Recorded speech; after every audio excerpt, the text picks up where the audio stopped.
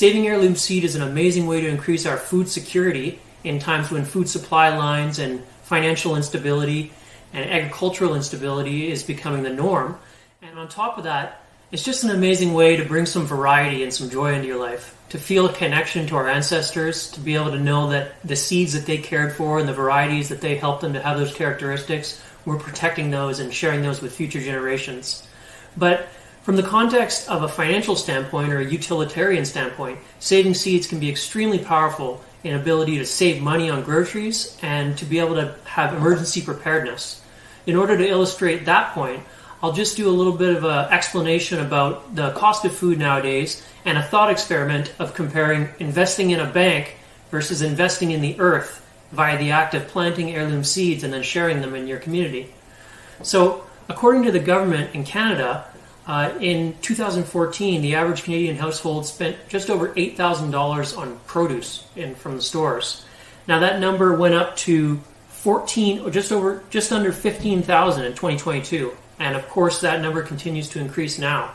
And now that food that they spent so much money on is likely processed. Much of it contains genetically modified organisms and therefore glyphosate, and it's going to lead to a less full life. And so not only are they spending lots of money needlessly, but it's also going to shorten the quality of life and the duration of life.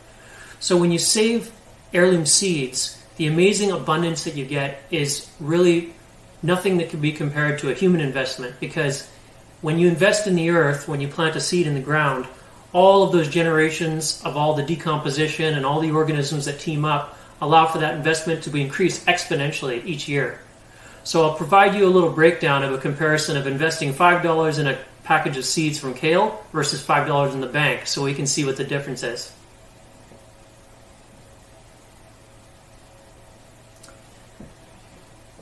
So if I was to invest $5 in a package of heirloom kale seeds, or amaranth seeds, let's say, we would look at the first year. And when the first year, if I was to be very modest about how much seeds and how much crops I could harvest from that plant, what I ended up tallying out was that we ended up eating about, if we grew 10 adult kale plants from that package of seeds, and you could grow a great many more, but if you grew 10 and continually harvested throughout the year, you'd get about $240 worth of organic kale from those plants in that one season. And then on top of that, you would get all the seeds that you've saved the second year from the plants, which you could then invest further into your community by sharing with friends and planting out in greater numbers. So from a $5 investment in the first year, you get a $235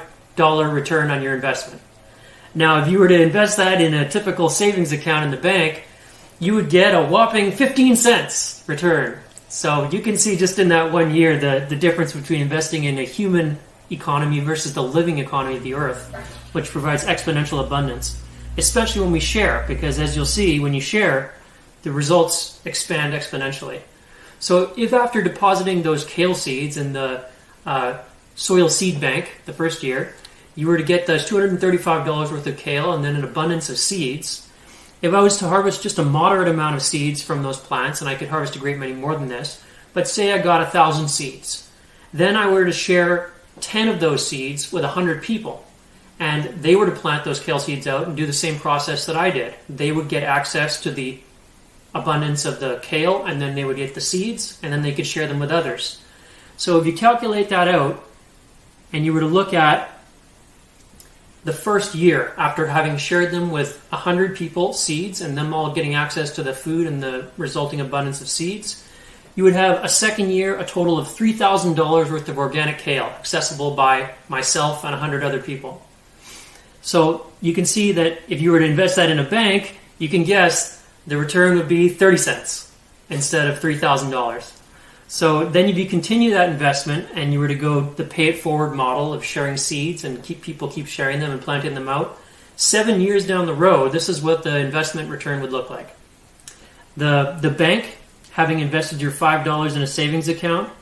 your total money accessible after 7 years would be $6.17. If you were to invest in the earth and then share the resulting abundance in your communities, the total latent collective money value of the kale and seeds accessible after 7 years would be $30 million worth of kale. And that's after only 7 years planting seeds in the rich earth and sharing the resulting abundance.